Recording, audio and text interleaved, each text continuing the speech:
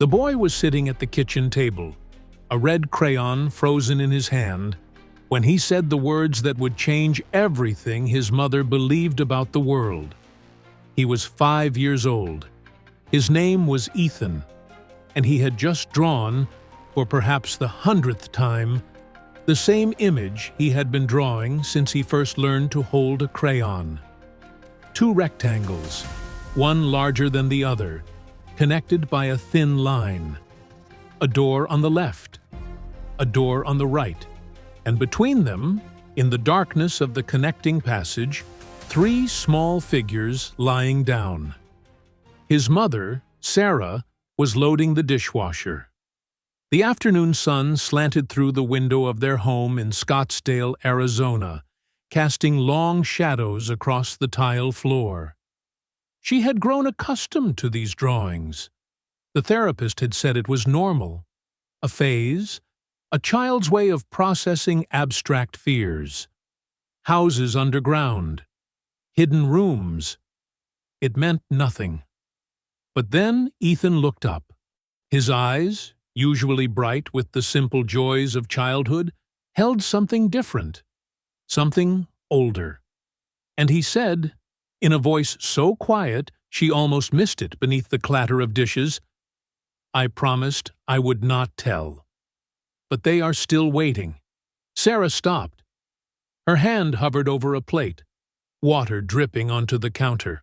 She turned to look at her son, really look at him, and felt something cold move through her chest. It was not fear, not exactly. It was recognition. The same feeling she had when she woke from a dream she could not remember, but knew had been important. "What did you say, sweetheart?" she asked, keeping her voice steady, casual, the way the parenting books told her to do when children said strange things. Ethan pointed to the drawing. The 3 figures in the passage. "They are still there," he said. "Mama and the baby and the other one. I helped carry the jars. I was not supposed to see them, but I did. And then I promised." He looked down at his crayon, then back at his mother. His lower lip trembled. "But it has been so long. I think they are lonely." Sarah crossed the kitchen in 3 steps and knelt beside her son. The tile was cold against her knees. She took his small hand in hers and felt how warm it was, how alive, how utterly present in this moment, in this world, in this life. And yet the words he spoke came from somewhere else, somewhere ancient, somewhere that smelled of dust and myrrh and the slow decay of centuries. "Who are they?" she asked. "The people in your drawing. Who are they, Ethan?" The boy's eyes went distant, the way they sometimes did when he was remembering something from before. Sarah had noticed it first, when he was 3, the way he would pause mid-play and stare at nothing, his face slack, his breathing shallow. The doctors found nothing wrong. The scans showed a healthy brain. But Sarah knew, in the way that mothers know things they cannot prove, that in those moments her son was somewhere else, someone else. "The queen who was not the queen," Ethan said slowly, as if translating from a language he barely remembered. "The Pharaoh loved her, but she was not allowed. So when she died, and the baby died, they put them in the secret place. My father built the secret place. He showed me how to seal the door so no one would ever find it. He said if I told, they would cut out my tongue and feed it to the crocodiles in the river." Sarah felt her throat tighten. She had never spoken to Ethan about Egypt. They had no books about pyramids, no documentaries playing in the background, no relatives with mysterious interests in ancient history. They were a normal family, a software engineer and a dental hygienist, and their only child, living in the Arizona suburbs, worrying about mortgage payments and preschool wait lists and whether the air conditioning would last another summer. Egypt was as foreign to their lives as the surface of Mars. And yet, here was her son, 5 years old, speaking of pharaohs and hidden queens and doors sealed against eternity. Here was her son, drawing the same underground chamber over and over, his small fingers pressing the crayons so hard they sometimes broke. Here was her son, looking at her with eyes that held 1,000 years of silence, finally ready to speak. "What was your name?" Sarah whispered. "In the secret place. What did they call you?" Ethan smiled, and for a moment he looked like any other child, happy to share a favorite story. "Kha," he said. "My name was Kha. And I was 8 years old when I helped my father seal the door. I was 8 years old when I made the promise. And I was 8 years old when the fever came. And I went to sleep and did not wake up." He paused, his smile fading. "But I remembered the promise. I remembered it for so long, Mama. Even when I forgot everything else, I remembered that I was not supposed to tell." Sarah pulled her son into her arms and held him tight, feeling his small heart beating against her chest. She did not know what to say. She did not know what to believe. She only knew that something was happening, something she could not explain, something that felt both terrifying and sacred. Her son was remembering a life that ended 3,000 years ago, and he was finally, after all those centuries of silence, ready to break his promise. That night, after Ethan had gone to bed, Sarah sat at the kitchen table with his drawings spread before her. There were dozens of them, collected over the past 2 years, all showing the same basic image. 2 chambers connected by a passage, 3 figures in the smaller chamber. Sometimes there were additional details, jars and boxes, and strange symbols that looked almost like writing. But the core image never changed. The door on the left, the door on the right, the secret in between. Sarah opened her laptop and typed 2 words into the search bar. "Dear el-Medina." She did not know why she chose those words.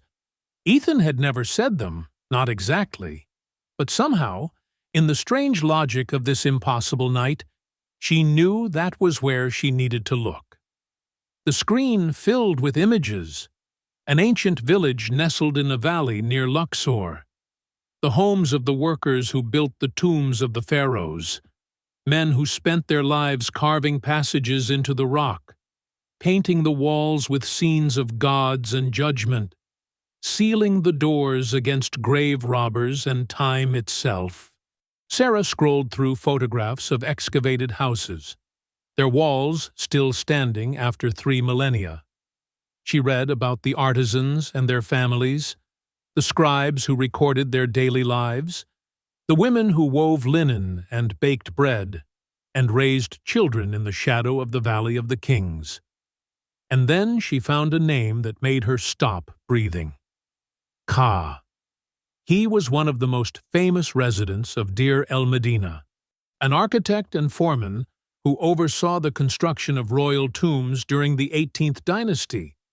His own tomb, discovered intact in 1906, contained his mummified body alongside that of his wife Merit, surrounded by furniture and food and clothing preserved perfectly across the centuries. It was one of the most complete non-royal burials ever found in Egypt. Archaeologists had written books about it. Museums displayed its treasures. And Sarah's 5-year-old son, who had never heard of Deir el-Medina or the 18th dynasty or a foreman named Kha, had just told her that he remembered being Kha's child, that he remembered helping his father seal a secret door. But there was a problem. The historical Kha had children. His tomb contained inscriptions mentioning sons who followed him into the trade, who learned to carve and paint and seal the doors of eternity. But none of the records mentioned a child who died at 8 years old. None of the inscriptions spoke of a secret chamber, or a hidden queen, or a promise extracted under threat of mutilation. Either Ethan was confused, combining fragments of imagination into a story that happened to intersect with history, or he was remembering something that the archaeologists had not yet found. Something still buried beneath the sands of Deir el-Medina. Something waiting to be discovered. Sarah closed her laptop and sat in the dark kitchen, listening to the hum of the refrigerator and the distant sound of cars on the highway. She thought about her son, asleep in his bed, his drawings tucked under his pillow like talismans against forgotten lives. She thought about the historical Kha, lying in his painted tomb, his name inscribed on the walls in hieroglyphs that had outlasted empires. And she thought about the three figures in the secret passage, the queen who was not the queen, and her baby, and the other one, whoever that might be, waiting. After all these years, still waiting. She made a decision then, sitting alone in the Arizona night, with 3,000 years of silence pressing against her chest. She would not dismiss her son's memories. She would not explain them away as imagination or coincidence, or the strange workings of a developing brain. She would listen. She would research. She would follow this thread wherever it led, even if it led to places she did not understand, even if it challenged everything she thought she knew about the nature of consciousness and time, and the boundaries between one life and the next. The next morning, Sarah approached her husband David with a cup of coffee in one hand and a printout of Ethan's drawings in the other. David was a practical man, an engineer who believed in systems and specifications, in problems that could be solved with enough data and the right algorithm. He had listened to Ethan's strange statements over the years with patient skepticism, attributing them to an active imagination and the normal eccentricities of childhood development. But Sarah knew she needed him on this journey. Whatever was happening with their son, they needed to face it together. She sat down across from him at the breakfast table and spread the drawings between them. "David," she said, "I need you to look at these. Really look at them. And then I need to tell you what Ethan said yesterday." David set down his coffee and picked up one of the drawings, his brow furrowed as he studied the precise lines, the careful proportions, the strange symbols in the corners that looked almost like writing, but not quite. He had seen these drawings before, dozens of times, but he had never really examined them. They were just another collection of childhood art, destined for a box in the closet, or a folder on a hard drive, preserved for nostalgia, but never truly seen. "These are really detailed," he said slowly. "The perspective is almost correct. That is unusual for a kid his age. Most children draw flat, two-dimensional. But look at this." He pointed to the connecting passage between the two chambers. "He is showing depth. He is showing the space receding into the rock." Sarah nodded. She had noticed the same thing but had not had the vocabulary to describe it. Her son was drawing like someone who understood three-dimensional space, who had walked through actual underground passages and knew how the light fell and the shadows gathered in the corners. He was drawing like someone who remembered. She told David everything. The conversation in the kitchen. The name Kha. The promise. The queen who was not the queen. She watched her husband's face move through confusion, skepticism, concern, and finally something she could only call wonder. Because David, for all his engineering practicality, was also a man who had once looked up at the stars as a child and wondered if the universe was bigger than anyone could imagine. And now his son was suggesting that perhaps it was. Perhaps consciousness did not end with death, but flowed like a river through time, carrying fragments of memory from one life to the next. "We need to talk to him," David said, carefully, without leading him or suggesting answers. We need to ask open-ended questions and see what he says, and we need to write everything down. Sarah agreed.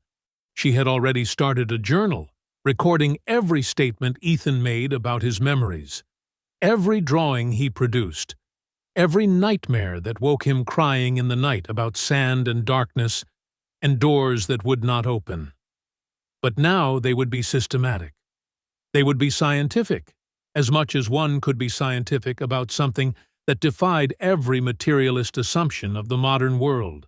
The conversation happened that afternoon, in Ethan's bedroom, surrounded by his toys and books and the ordinary chaos of childhood. Sarah sat on the bed while David occupied the small chair by the desk, a notebook open on his knee. Ethan was playing with blocks, building a structure that looked, Sarah realized with a start, remarkably like the step pyramid at Saqqara. "Ethan," Sarah began, "yesterday you told me about Kha, about helping your father seal a door. Can you tell me more about that? Can you tell me what you remember?" The boy continued playing for a moment, stacking blocks with careful precision. Then he set down the block in his hand and turned to face his parents.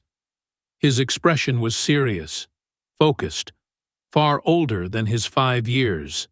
"What do you want to know?" he asked. David leaned forward. "What did the place look like? The place where you lived?" Ethan closed his eyes. He was quiet for so long that Sarah thought he might have forgotten the question or lost interest. But then he began to speak, his voice dreamy and distant, and she realized he was not imagining. He was remembering.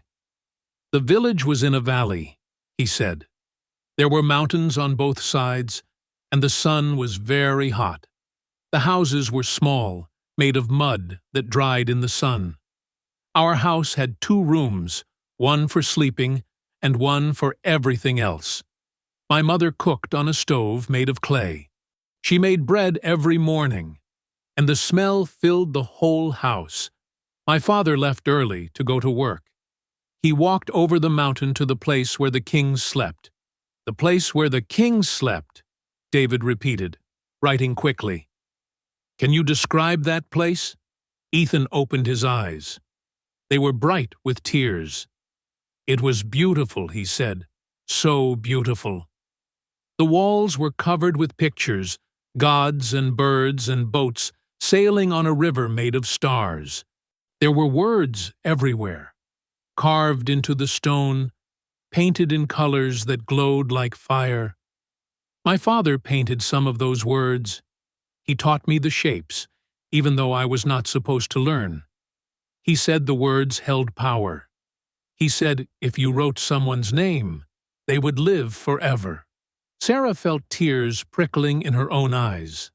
She thought about the tombs in the Valley of the Kings, the elaborate paintings that archaeologists had photographed and catalogued, the hieroglyphs that scholars had spent centuries learning to read. Her son was describing those tombs with the casual intimacy of someone who had walked through them, who had watched his father paint the sacred words on walls that would outlast civilizations. "Tell us about the secret door," David said gently. "Tell us about the day you sealed it." Ethan's face changed. The dreamy distance was replaced by something harder, more guarded. He looked at his father, then at his mother, as if weighing whether he could trust them. For a long moment, Sarah was afraid he would refuse to continue, that the memory was too painful or too protected to share. But then he took a breath and began to speak. "It was night," he said. "Very late. Everyone in the village was asleep. My father woke me and told me to be silent. He said we had important work to do. Secret work. He said the Pharaoh himself had ordered it, and no one could ever know. I was scared, but I was also excited. I had never been to the tombs at night before. We walked over the mountain. The moon was full, and the stones glowed white like bones. I remember I was cold, even though the days were always hot. I could hear jackals calling somewhere far away. My father carried a torch, and the flame made shadows dance on the rocks. I stayed close to him because I was afraid of the shadows. I was afraid they might be ghosts. The tomb was already finished. I had seen it many times during the day, watched my father and the other workers paint the walls, and filled the chambers with furniture and food and everything a king would need in the next life. But that night, it was different. The main chamber was sealed, the door covered with plaster and stamps. But my father took me to a different place, a small opening hidden behind a pile of rocks. He moved the rocks away, and there was a passage I had never seen before. Sarah realized she was holding her breath. She exhaled slowly, trying not to break the spell of Ethan's recollection. David continued writing, his pen moving across the page in quick, urgent strokes. The passage was low. Ethan continued. I had to bend down to walk through it, and my father had to crawl. It went into the rock for a long way, longer than I expected. And then it opened into a room. A small room, much smaller than the main chamber, with plain walls, no paintings. But there were things inside. A bed with a woman lying on it. She was wrapped in white like the mummies, but I could see her face. She was beautiful, young. And beside her, in a small basket, there was a baby, also wrapped in white, also still. Ethan's voice broke. Tears streamed down his face, but he did not stop speaking. It was as if the words had been dammed up inside him for centuries, and now that the dam had broken, they flowed with a force he could not control. My father said she was the one the Pharaoh truly loved. His other wife, the secret one. She had died giving birth to the baby, and the baby had died too. But they could not be buried in the royal tomb because it would cause a scandal. It would make the queen angry. So my father was told to build a secret place, a hidden chamber where they could rest forever, connected to the main tomb, but invisible to anyone who did not know it was there. There was another person, too. A woman, older, who had been the secret wife's servant. She chose to go with her mistress into death. She drank something, my father said, and lay down beside the bed, and went to sleep, and did not wake up. I saw her there, curled on the floor like a child. 3 of them, in that small room, waiting for eternity. I helped my father carry in the offering jars, wine and oil and grain, enough to feed them on the journey to the next world. I was very careful not to step on the servant woman. I was very careful not to look too long at the baby. It made me too sad to look at the baby. When everything was placed, my father took out his tools and began to seal the passage. He built a wall of stone and plaster, layer by layer, until you could not tell there had ever been an opening. And when it was done, he turned to me and put his hands on my shoulders and looked into my eyes. He said, "You must never speak of this. Not to your mother, not to your brothers, not to anyone, not ever. If you speak, they will kill us both. They will cut out your tongue and throw you to the crocodiles. But more than that, if you speak, the secret wife will never have peace. She will wander between the worlds forever, looking for her child, looking for rest. Do you understand?" I said yes. I promised. I swore by all the gods that I would never tell. And I kept that promise. I kept it even when the fever came. I kept it even when I lay on my own bed, burning with heat, and my mother cried, and the priests prayed. I kept it even when I closed my eyes and felt myself falling into darkness. The last thing I thought, before I went to sleep and did not wake up, was that I had kept my promise. The secret wife would have peace. The door would stay sealed. Forever. Ethan fell silent. The room was so quiet that Sarah could hear her own heartbeat, could hear David's pen scratching the final words, could hear the distant sound of a lawnmower somewhere down the street. The ordinary world continued outside, indifferent to the extraordinary revelation that had just occurred in this small bedroom in Scottsdale, Arizona. A 5-year-old boy had just described, in precise and emotionally devastating detail, a secret burial that occurred 3,000 years ago. A burial that, if it truly existed, was still hidden somewhere beneath the sands of Egypt. A burial that archaeologists had never found because no one alive knew it was there. David looked at Sarah over Ethan's head.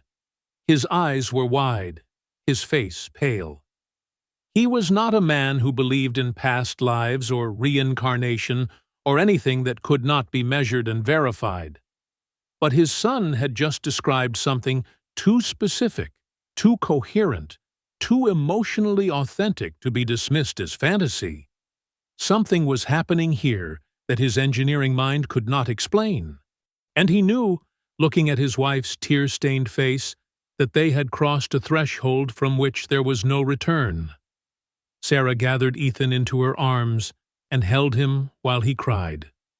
She whispered comfort and love into his hair, told him he was safe, told him he was brave, told him that whatever happened 3,000 years ago, he was here now, alive and loved, and nothing could hurt him any more.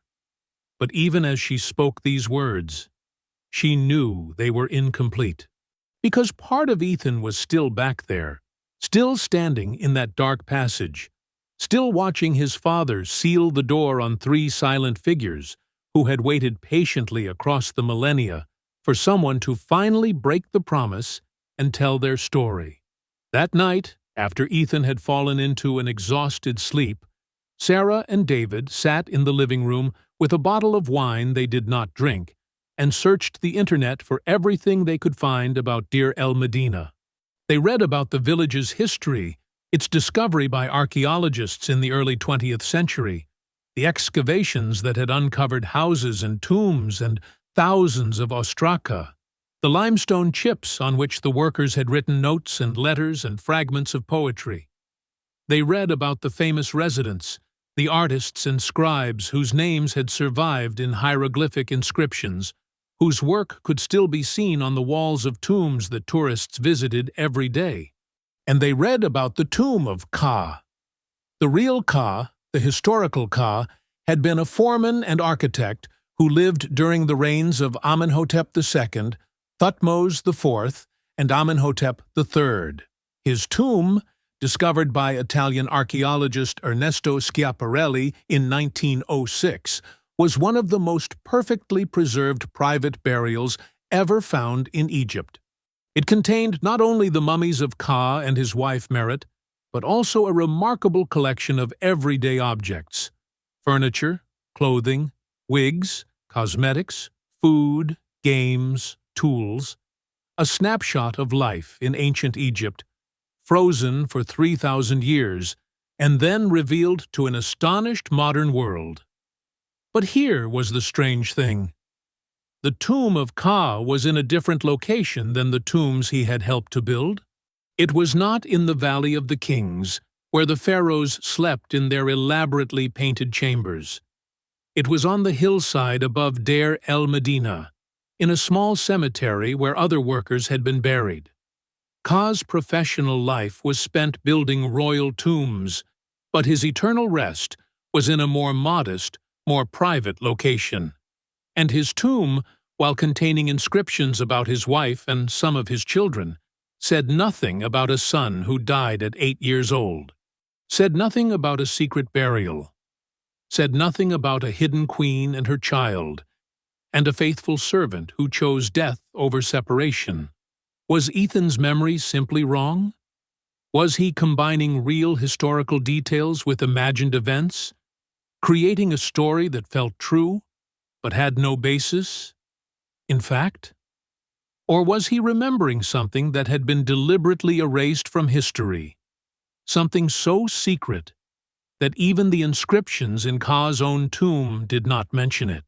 Sarah did not know. David did not know. The internet searches provided information but not answers, context but not confirmation.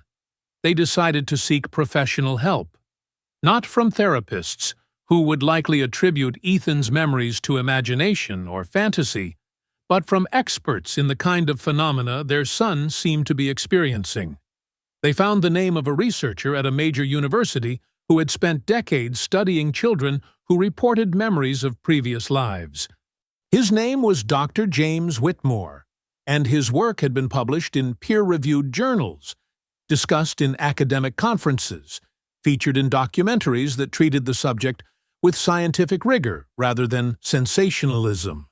If anyone could help them understand what was happening with Ethan, Sarah believed it was him. Dr. Whitmore agreed to meet with them after reviewing the materials they sent. David's transcripts of Ethan's statements, photographs of his drawings, a timeline of his memories as they had emerged over the past 2 years. He flew to Arizona 3 weeks later, a tall, gray-haired man with kind eyes and a gentle manner that immediately put Sarah at ease. He explained his methodology: open-ended questions, no leading, no suggestion, careful documentation of specific claims that could potentially be verified through historical research. He had investigated over 2,000 cases in his career, and while most could be explained by normal means, a small percentage contained details that defied conventional explanation. He wanted to determine which category Ethan's case fell into. The interview took place over 3 days. Dr. Whitmore sat with Ethan in the living room, surrounded by toys and crayons and the materials of ordinary childhood, and listened as the boy described a life in ancient Egypt. He asked about the village, the houses, the food, the daily routines. He asked about Kha's work, the tools he used, the people he worked with. He asked about the night of the secret burial, the passage through the rocks, the small chamber with its silent occupants, and he wrote everything down, every detail, every name, every description that might be checked against the historical record. What emerged from those interviews was a portrait of stunning specificity. Ethan described the layout of Deir el-Medina with accuracy that matched archaeological surveys. He mentioned specific trade goods that would have been available in the 18th dynasty.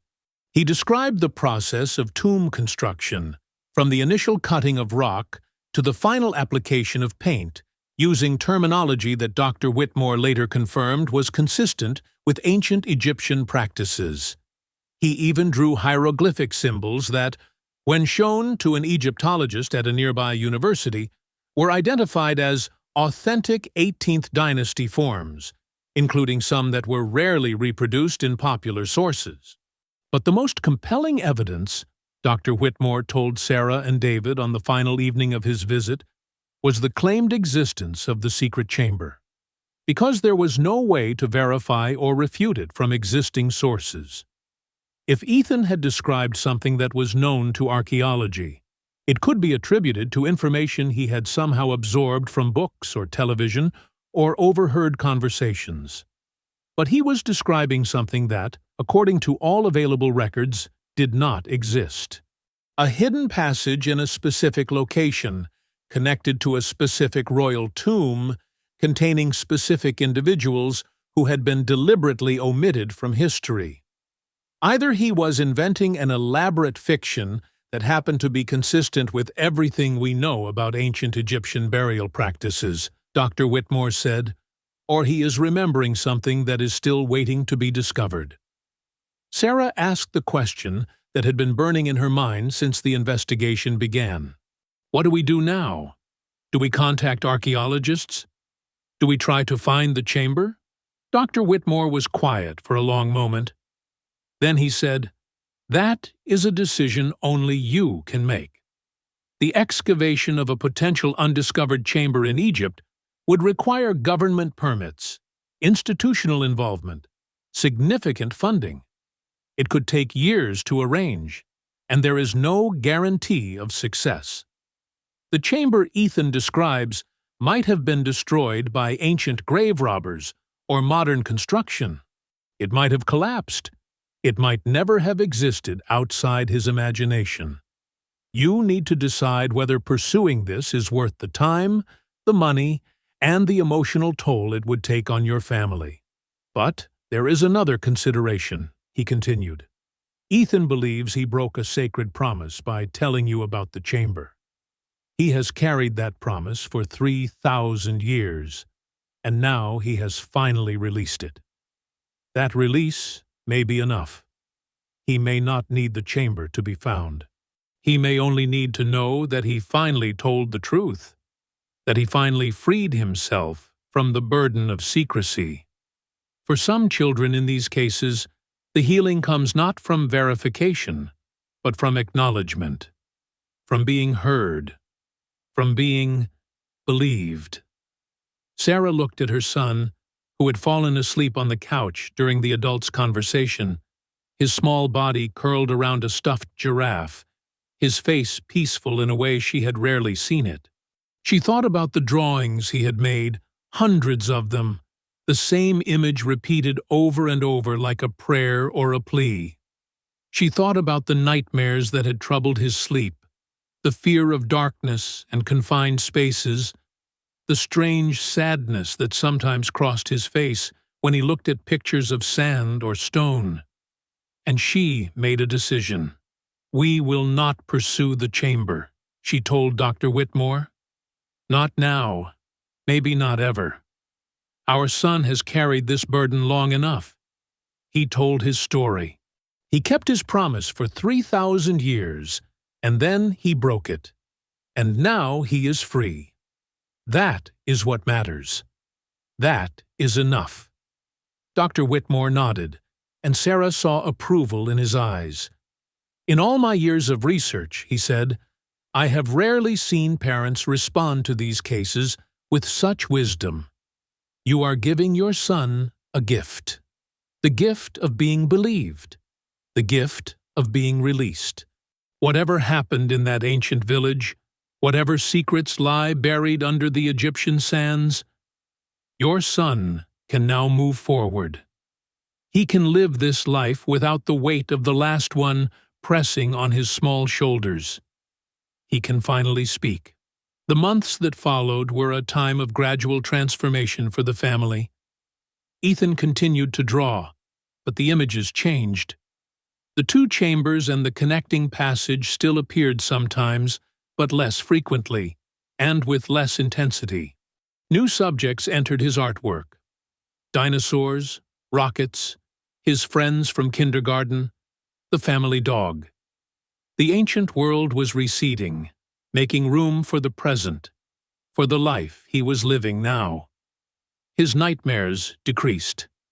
He no longer woke screaming about darkness and sand and doors that would not open.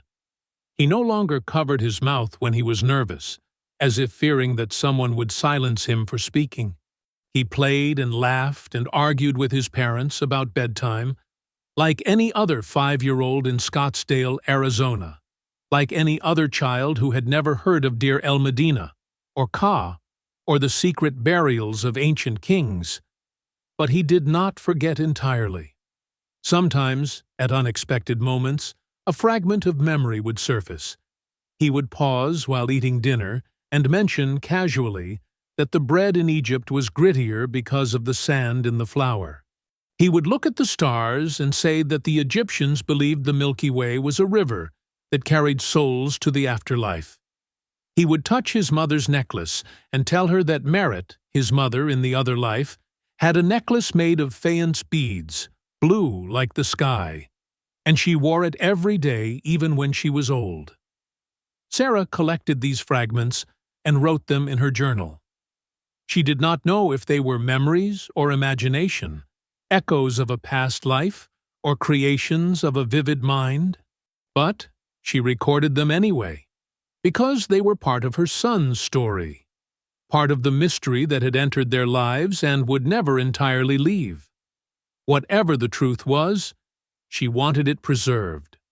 She wanted future generations to know that once, in a suburb of Phoenix, a little boy had spoken of ancient Egypt with the authority of someone who had been there.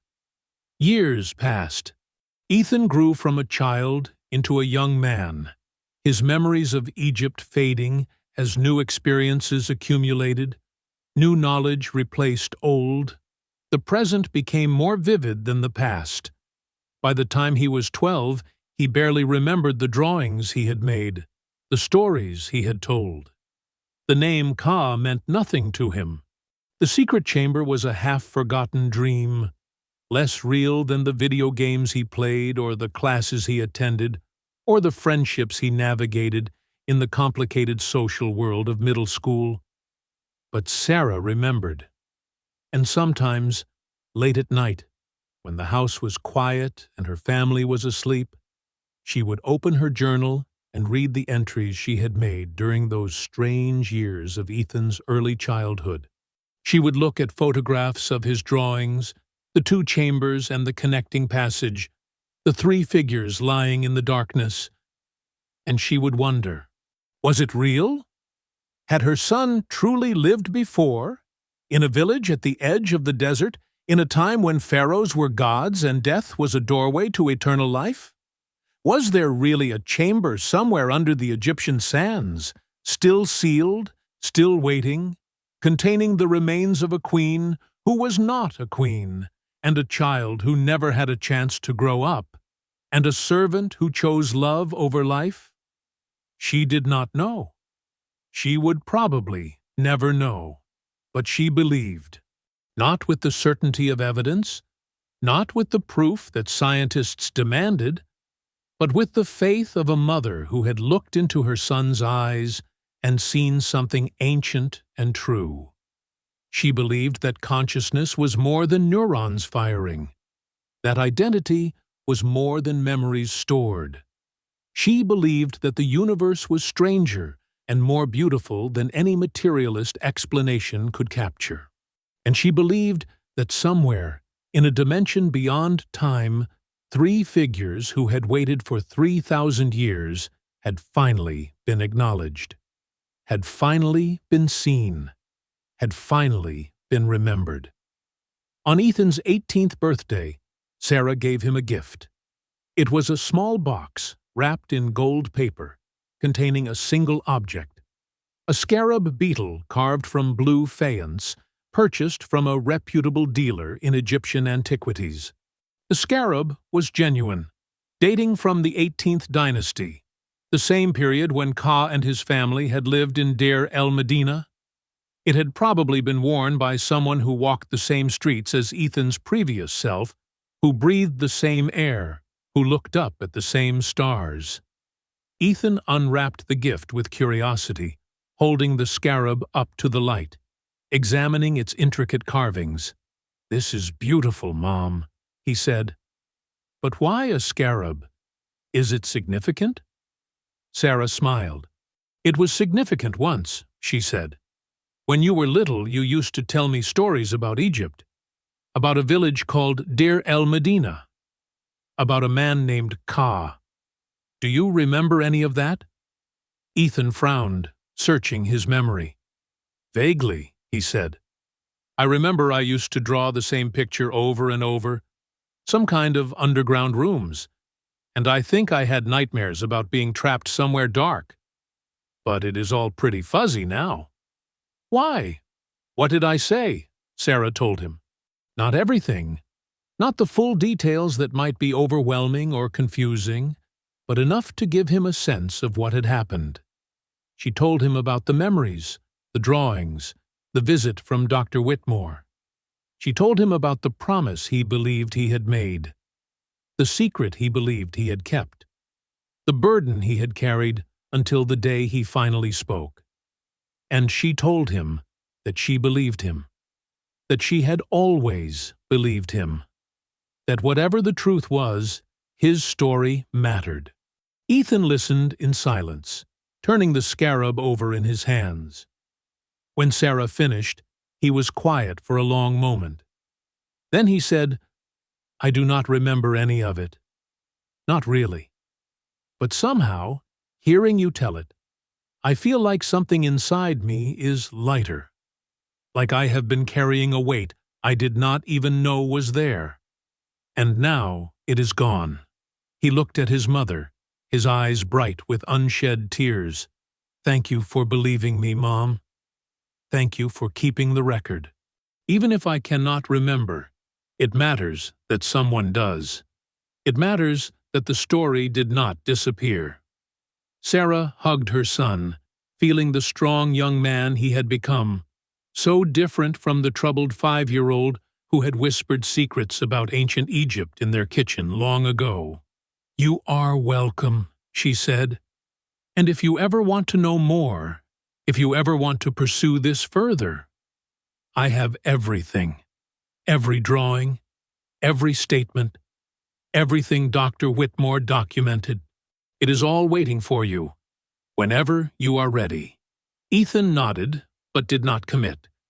He had a life to live, a future to build, and the past, whether from this life or another, was not his primary concern. But he kept the scarab. He put it on a shelf in his room, where he could see it every day, a small blue reminder of mysteries he might never solve.